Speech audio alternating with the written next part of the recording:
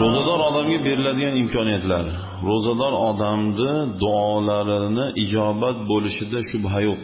Bu degani inshaalloh ro'za tutsak, ro'zalarda duolarimiz ijobat bo'lar ekan. Ayniqsa iftorlik paytda bilsalaring ko'pchilik televizorda qo'yib olib, ko'rib o'tiradi. Hamma narsada chegara bo'lish kerak, o'lchov, miqdor va foyda bo'lish kerak. To'g'rimi? Ba'zi bir toifalar bor, uyda televizor turmasin, ko'rma deydi. Televizor ko'rmasak biz, mana televizor ko'pchilik dilbuzar deydi. Shunda musulmonlar ichida shunday fikrlar ko'p endi. Bu nima deydi, yashirib o'tirmaylik, bu bor gap. Kerak bo'lsa ba'zi birlar aytadiki, "Ya meni uyimda televizor yo'q" deydi. Televizor yo'qligini taqvo deb biladi.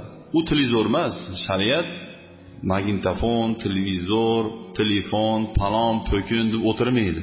Shariat har bir ishki insonga foydasi yo'q ish, har bir ishki insonga zarari bor ish, har bir ishki umrini befoyda o'tishiga sabab bo'ladigan ish teng qo'yib turib mumkin emas deydi.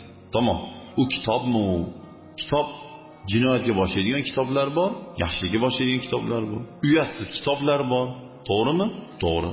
Agarchi bizda chiqmagan bo'lsa ham, qayerdandir chiqqan bo'lsa ham, kitob yomoni ham bor, yaxshisi ko'proq lekin. Xuddi shuni singari televizorni ko'rganimizda bizga foydali narsa bo'lsa ko'ring televizorni.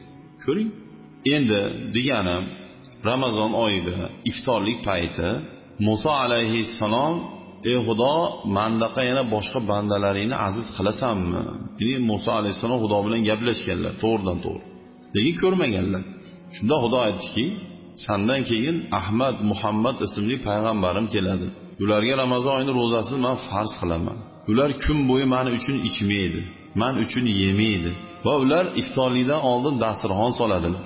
Noz-ne'matlar hammasi turadi. Iftorlik payti kelmagungacha yemasdan termilib o'tiradi. O'sha daqiqalarda men hozir oramizda 70 ming parda bor, ikkovimiz oramizda. O'shalarni iftorlik paytida shu hamma pardani ochib olaman" degan ekan Xudo. Shunda Musa alayhissalom: "Ey Xudo, meni payg'ambar qilguncha Muhammadni ummati qilganingda ham rozi edim" degan ekan.